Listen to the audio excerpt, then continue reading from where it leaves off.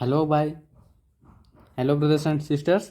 आज हम बात करेंगे यूपी बोर्ड के क्लास 12 के पहले चैप्टर के बाद। ओके, अब पहले चैप्टर क्या है? Reproduction in organisms. Reproduction in organisms है जीवों में जनन। ठीक, अब यहाँ पे हम देखते हैं पहला टॉपिक क्या है, जनन। आप पहले हम स्टार्टिंग से जानना चाहिए, स्टार्टिंग से जानेंगे जनन क्या होता क्या है। जनन क्या होता है, रिप्रोडक्शन। ठीक, यहाँ पे लिखते हैं अपने जैसे जीवधारी को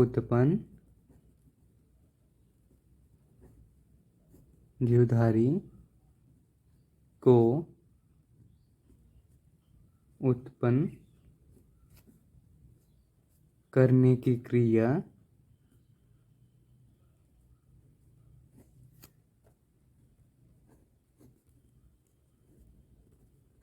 क्रिया प्रजनन कहलाती है। वही आप लिख सकते हैं, प्रजनन या फिर जनन कहलाती है। ओके, ठीक है। यहाँ पे हम जानना था। अब यहाँ देखेंगे इसकी इंग्लिश भी क्या आती है। अगर आप लोग को इंग्लिश भी लिखनी है, इंग्लिश भी आप लोग लिख सकते हैं। ठीक है, तो फिर यहाँ पे आप लोग लिखिए reproduction is defined reproduction is defined as a biological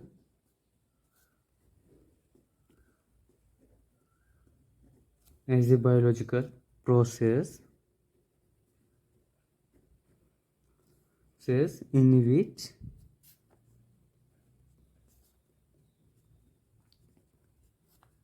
an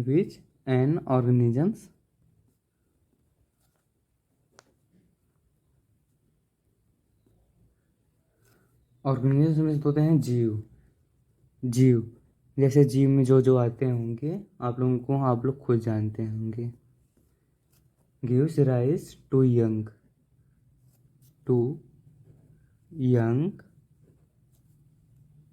once offspring similar to itself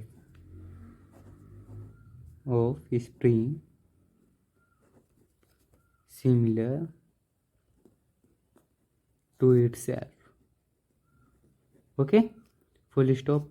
अब यहाँ पर हम बात करेंगे how many types of reproduction. ठीक, जनन कितने प्रकार के होते हैं, जनन कितने प्रकार के होते हैं।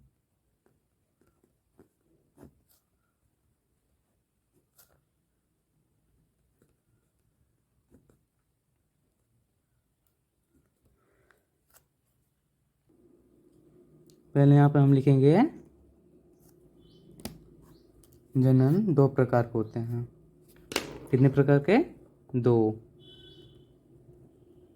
जनन 2 प्रकार के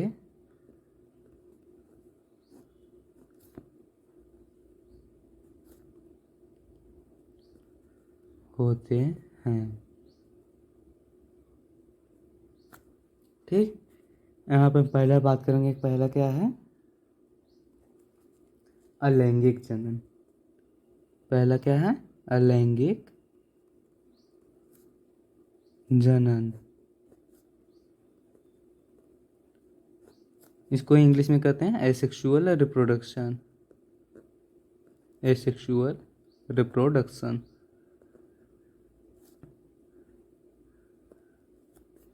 और दूसरा है सेक्सुअल रिप्रोडक्शन, अलैंगिक जनन। लैंगिक जनन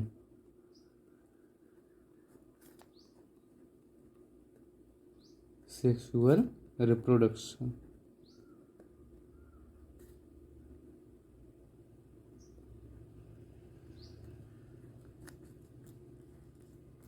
ठीक, अब इसमें से हम पहले वाला बात करेंगे कि सेक्सुअल रिप्रोडक्शन क्या होता है।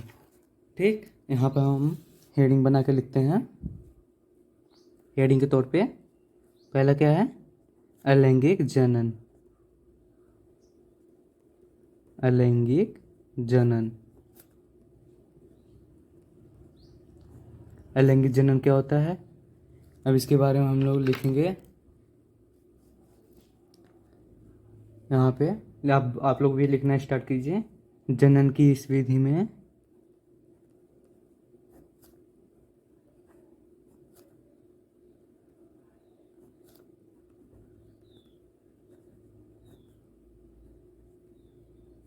जनन की इस विधि में केवल एक ही जनक पाया जाता है। केवल एक ही जनक पाया जाता है।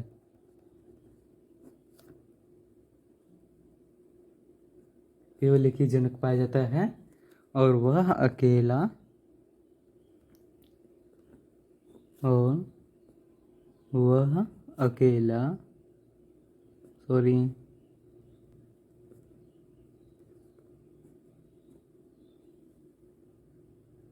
वह अकेला संतान को जन्म देता है। संतान को जन्म देता है।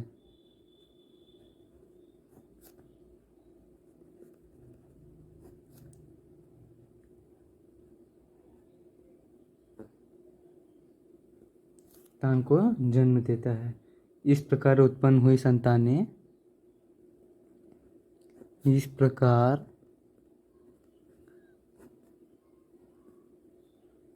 उत्पन्न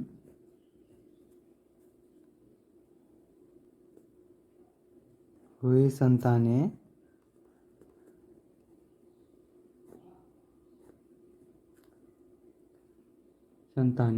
बिल्कुल अपने जनक की जैसी बिल्कुल अपने जनक ही जैसी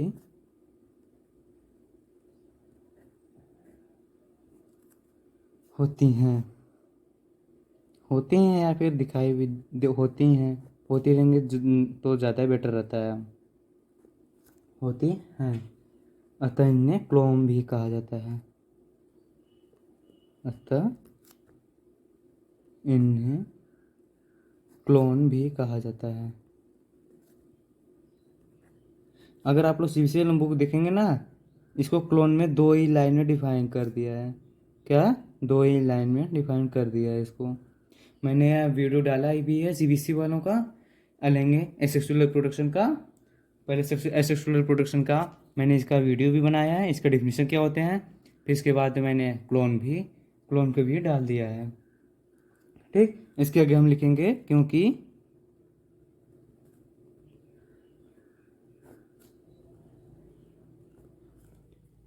ये जेनेटिक्स के रूप में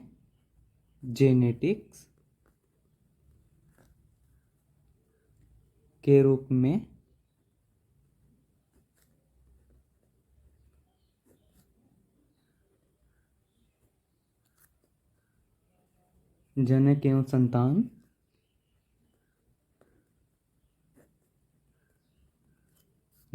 एवं संतान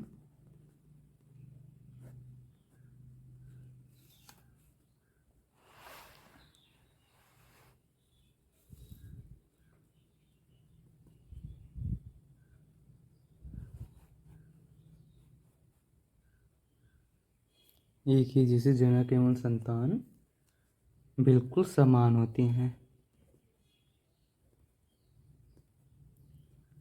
बिल्कुल समान होती हैं।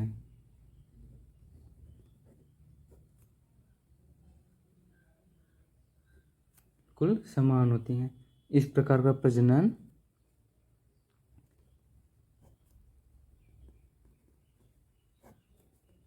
इस प्रकार का प्रजनन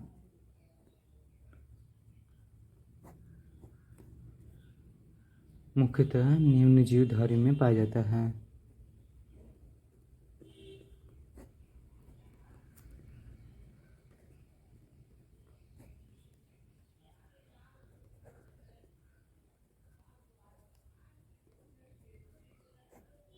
धारियों में पाया जाता है।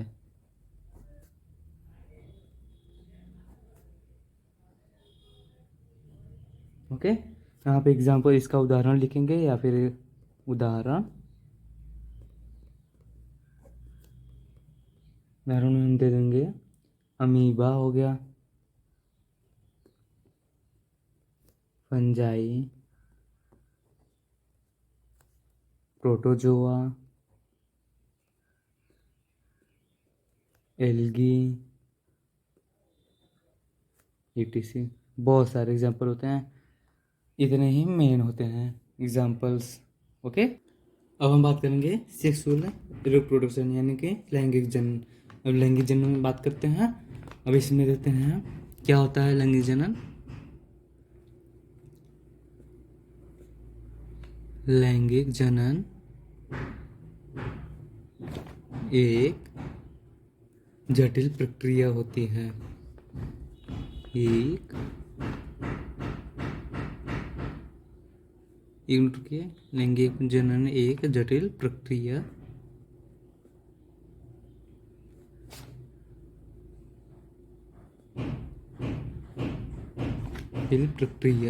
होती है।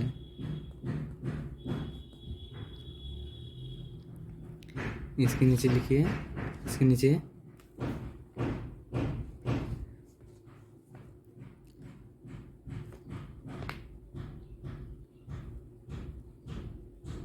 इसके लिए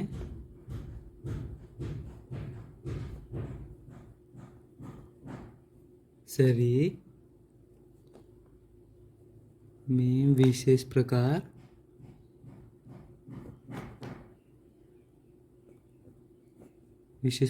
के जननांग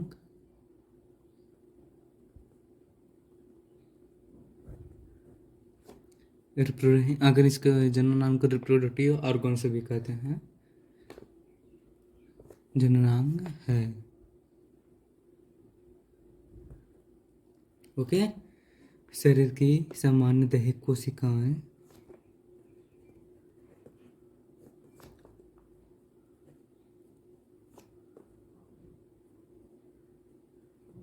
सामान्य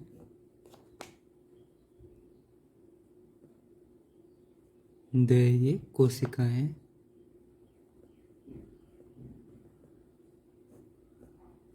एक सामान्य कोशिकाएं सोमैटिक सेल्स इसको कहते हैं। दैहिक कोशिकाएं को सोमैटिक सेल्स से भिन्न प्रकार की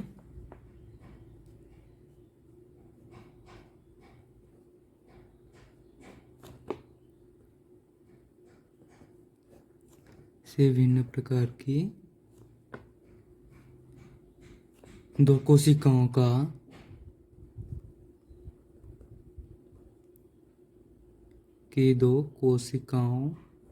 का संयुग्मन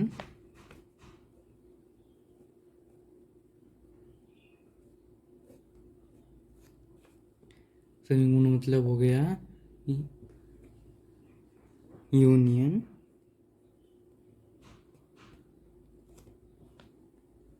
सैंगमी यूनियन सैंगमी लैंगिक जनन की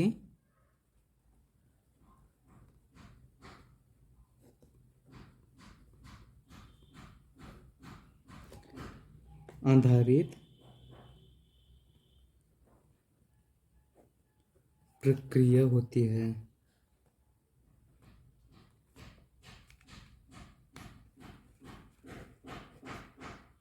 आधारित प्रक्रिया होती है। इन कोशिकाओं को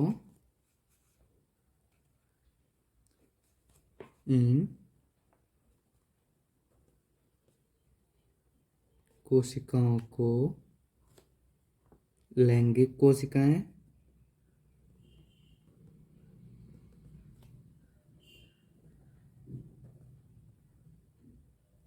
लैंगिक कोशिकाएं, या फिर आप इसको इंग्लिश में लिख सकते हैं सेक्स सेल्स, या युग्म कोशिकाएं, गैमेट्स, या युग्म कोशिकाएं।